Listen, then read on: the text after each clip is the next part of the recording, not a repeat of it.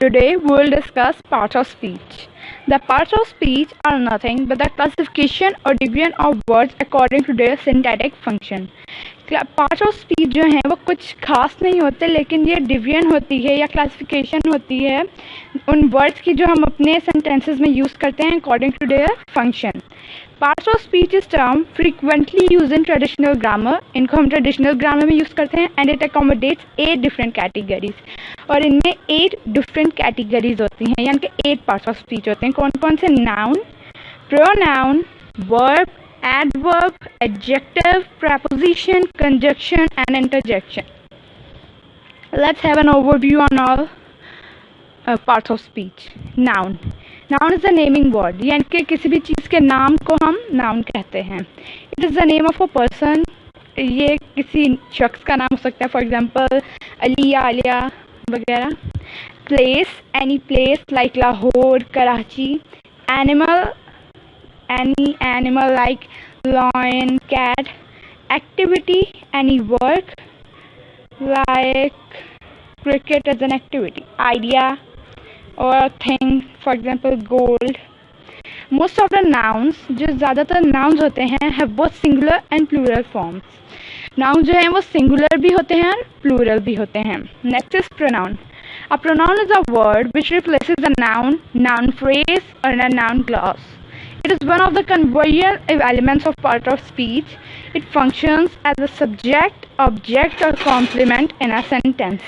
यानी कि noun को हम बेसिकली इसलिए यूज़ करते हैं कि हमें एक सेंटेंस में विदाउट अ स्टॉप जो होता है सेंटेंस एंड जिसमें कोमा हो या फिर वो एक ही रो में हो या जो कंजक्शन से जुड़ा हुआ हो, उसमें हम अपने नाउन का दोबारा यूज़ ना करना चाहते हो, then we use pronoun. Means it is used to avoid repetition of noun. For example, Suraj is lazy, so he failed. Suraj is failed. Suraj जो है यहाँ पे noun है, Suraj is noun and he is a pronoun. We have used pronoun because we didn't wanted to use Suraj again. Pratishka is intelligent. Pratishka is a noun, so she got good marks. ये एक sentence है, इसके अंदर हमने she use किया क्योंकि हम दोबारा नाउन यूज़ नहीं करेंगे. He is an engineer. वो एक इंजीनियर है. ये सिंपल प्रोनाउन ही है, इसको हम वैसे भी यूज़ कर सकते हैं. They are on the floor. वो फ्लोर पे हैं और बहुत ज़्यादा लोगों के लिए हमने they यूज़ किया है. It is a furious dog. किसी एनिमल या चीज़ के लिए हम it यूज़ करते हैं. You are a student, use a pronoun. आगे है verb, काम. A verb is a word which is used to describe an action or occurrence or indicate a state of being. ये एक ऐसा वर्ड होता है जिससे हम कोई काम बताते हैं, जैसे वो खड़ा है, वो कुछ कर रहा है. For example, he is doing something. For example, if you are still sitting, stop. यानी कि अगर आप स्टॉप भी हैं तो भी आप एक काम कर रहे हैं, वो भी एक वर्ब है. Verb shows differences in tense. Verb से डिफरेंस आता है टेंसेस में. For example, he wrote a letter. उसने खत लिखा था. He writes a letter. वो खत लिखता है. He will write a letter. वो खत लिखेगा. एंड ये अलग अलग टाइम में चला गया ना, बिकॉज हमने वर्ब की डिफरेंट फॉर्म्स यूज़ की. It is an important part of speech and this could be no sentence without it. Object के बगैर हमारा सेंटेंस हो सकता है, लेकिन वर्ब के बगैर कोई सेंटेंस नहीं होता. It is also known as the soul of sentence. इसको हम साउल ऑफ द सेंटेंस भी कहते हैं.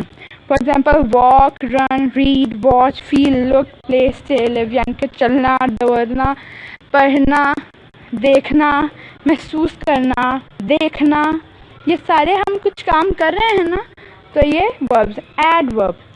An adverb is a word which adds meaning to a verb. An adjective or another adverb. It has to understand when, where or how. Adverb जो है वो हमें बताता है कि जो verb है वो कैसा है. It describes the quality of the adverb. For example, he runs fast. इसके अंदर runs हमारे पास verb है और fast हमारे पास adverb है. हमें पता चल रहा है कि वो कैसा भागता है. He walks slowly. Walks verb है and slowly adverb है. हमें पता चलता है वो कैसे चल रहा है. He speaks clearly. Speaks verb है and clearly adverb हमें पता चल रहा है वो कैसे बोलता है. How he speaks. He works smoothly. Words verb है, स्मूथली एडवर्ब है. Okay. So adjective is a word which is used to describe a noun. It qualifies a noun and pronoun and incorporates something to the meaning of noun. जो adverb होता है वो verb की quality बयान करता है. It tells the quality of the adverb, tells the quality of a verb, while adjective tells the quality of a noun or pronoun. For example, Seema is a tall girl. Seema is a tall girl. Seema and girl. Seema is a noun, girl is a pronoun. Tall is an adjective because it is telling how is Seema, what type of girl is she. Noble men are honored. Noble यानी कि अमीर, high class. So यहाँ पे हमें पता चल रहा है कि noble men is a pronoun or you can say noun. noble जो है वो यहाँ पे बता रहा है कि जो men हैं वो कैसे होते हैं, उनके साथ कैसा सलूक होता है. Ashoka was a great empire. Ashoka नाम वॉज अ ग्रेट, उसकी क्वालिटी आ गई. अशोका वॉज अ ग्रेट, बहुत अच्छा था. एम्पायर बादशाह. Honest man speak the truth. Honest is the quality of a person. Honest सच्चा, ईमानदार. ओके. अब आगे प्रपोजिशन इज अ वर्ड, एक वर्ड होता है विच इज यूज, जो इस्तेमाल किया जाता है टू शो, बताने के लिए रिलेशनशिप, ताल्लुक ऑफ नाउन, नाउन का और प्रोनाउन का विद अनदर सेंटेंस. एक सेंटेंस में जब हम नाउन का किसी दूसरे लफ्ज के साथ ताल्लुक बताते हैं तो उनके बीच में हम हमेशा एक वर्ड यूज करते हैं जो प्रपोजिशन होती है. For example, on, he is on the roof, वो छत पर है. The book is on the table, जो बुक है वो नाउन होता है और टेबल भी नाउन है. दो वर्ड्स हैं, उनका ताल्लुक था ऑन से, दूसरे के ऊपर हैं. टू, को. This is from he to she. It's not a right sentence but for example I am saying he and she. To, को. He is a pronoun and she is also a pronoun. So इन दोनों के दरमियान जो हमने relation बताया है वो किससे बताया है? टू से. एंड आगे मैं मीनिंग भी बता देती हूँ. इन में फॉर के लिए विद के साथ, अप ऊपर, फ्रॉम से, बाय यानी कि से ही आ जाता है इसका. एट पर, ऑफ, ख़त्म, या फिर इसको भी हम नीचे का भी ले लेते हैं. Conjunction, it serves to connect words, phrases, clauses or sentences. It is a joining word. ये हमारे लिए ज़्यादा इम्पोर्टेंट है कि इसको हम इतना याद रखें बस कि इससे हम दो सेंटेंसेस को, दो वर्ड्स को जोड़ते हैं.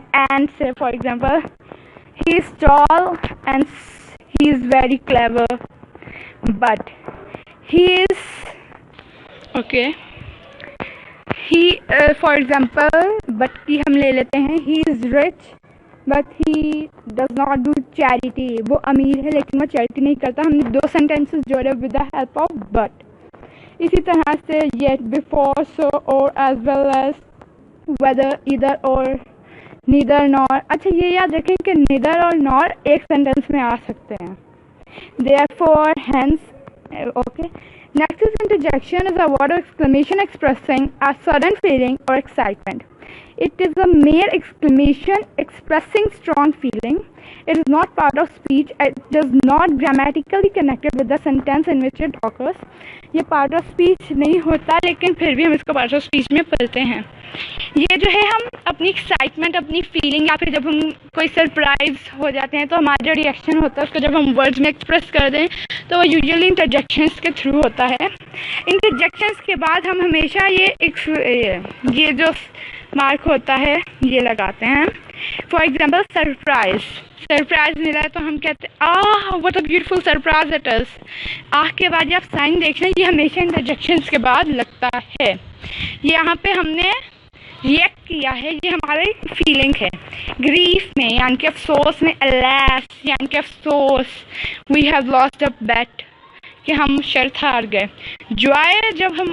जॉय यानी कि मज़े में, hurray we have won the match यानी कि जब हम खुश होते हैं, मैच जीते हम बोले हुर्रे यानी कि बहुत अच्छा लगता है हमें, तो उस वक्त हम बोलते हैं ये.